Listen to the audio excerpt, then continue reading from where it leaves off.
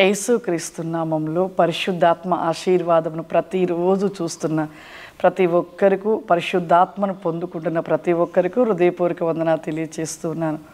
ప్రతిరోజు కూడా పరిశుద్ధాత్మ ఆశీర్వాదం మనం చూస్తున్నాం. ప్రతిరోజు కూడా వాక్యాన్ని ధ్యానిస్తున్నాం. ప్రతిరోజు కూడా ప్రార్థన చేసుకుంటున్నాం.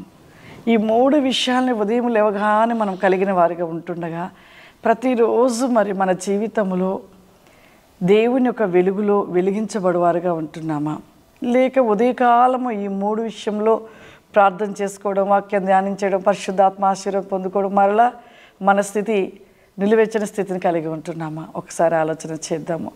ప్రతిరోజు కూడా దేవుని యొక్క మరి వాక్యాన్ని ధ్యానిస్తూ ప్రార్థిస్తూ ఆత్మను పొందుకుంటూ ఆయన ఒక అభిషేకాన్ని పొందుకుంటున్న మనము ప్రతిరోజు కూడా మనము సరికావాలి. ఇంకా సరికాని జీవితంగా ఉంటే ఇవన్నీ కూడా మనం ప్రతిరోజు చేయడం కూడా వ్యర్థమైపోతుంటుంది.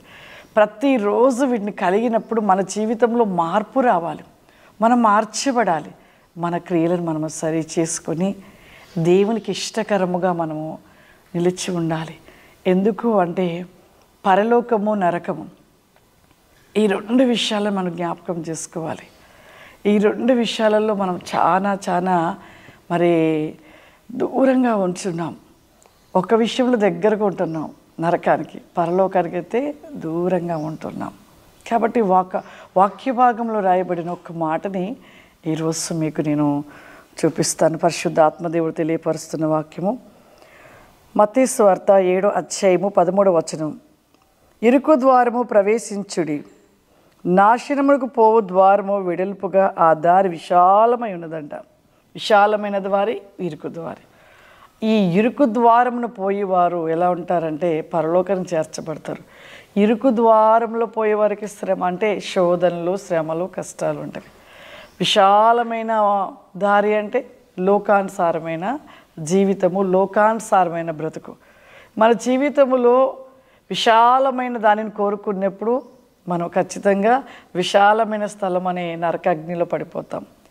ఇరుకు ద్వారము అనగా ప్రతి శ్రమ, శోధన, లోకానుసారమైనవి విడిచిపెట్టి లోక సంబంధం వైపు చూడకుండా దేవుని వైపు చూస్తూ ఈ లోక సంతోషాలు, లోక ఆశలు, కోరికలను చంపివేసుకొని దేవుని కోసమే బ్రతుకుతూ దేవుడే సర్వస్వం అనుకుంటూ శ్రమలు భరిస్తూ ఎవరైతే ఉంటారో వారు ఆ ఇరుకు అనపడిన విశాలమైన పరలోకానికి చేర్చబడతాం. ఈ విశాలమన్నది కొన్ని దినములు విశాలమైన దారిలో వెళ్ళేవారు కొంత దూరం వెళ్ళాక చిమ్మ చీకటి నరకాగ్నిలోకి పడిపోతాం. అంటే లోకాశలో ఉంటున్న మన జీవితం ఎలా ఉంటుందంటే లోకంలో ఉన్నవే సర్వస్వం అనుకున్నవాడు చనిపోయాక భయంకరమైన కటిక చీకటి అనే ఇరుకులో పడిపోతారు. అదే ఇరుకుగా ఉన్న శ్రమను భూమి మీద అనుభవించిన వారు విశాలమైన పరలోకంలో వెలుగు రాజ్యానికి చేర్చబడతాం.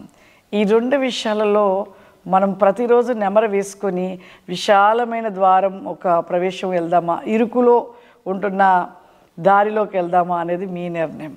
కాబట్టి మన జీవితంలో ప్రతి దినము కూడా సరిచేసుకొని మంచి క్రియలు కలిగి ఆ ఇరుకు ద్వారం అనబడిన విశాలమైన పరలోకానికి చేర్చబడదాం. ప్రార్థన చేసుకుందాం.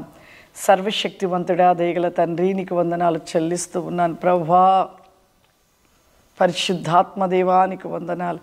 Win my Lord the list and me go brikhama on the list el be go brikhava estel bika favrima ఆత్మస్వరూపుడ మీ శక్తి వేగము చేత నింపండియా, మీ అభిషేక వేగము చేత నింపండి నాయన.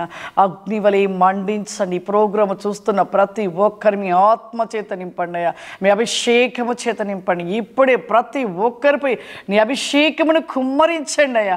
మీ అగ్ని జ్వాలల కలిగిన శక్తి చేత నింపండి. ఇప్పుడే మీ ఆత్మ చేత నింపబడునుగాక తండ్రి. నీకు స్తోత్రములు.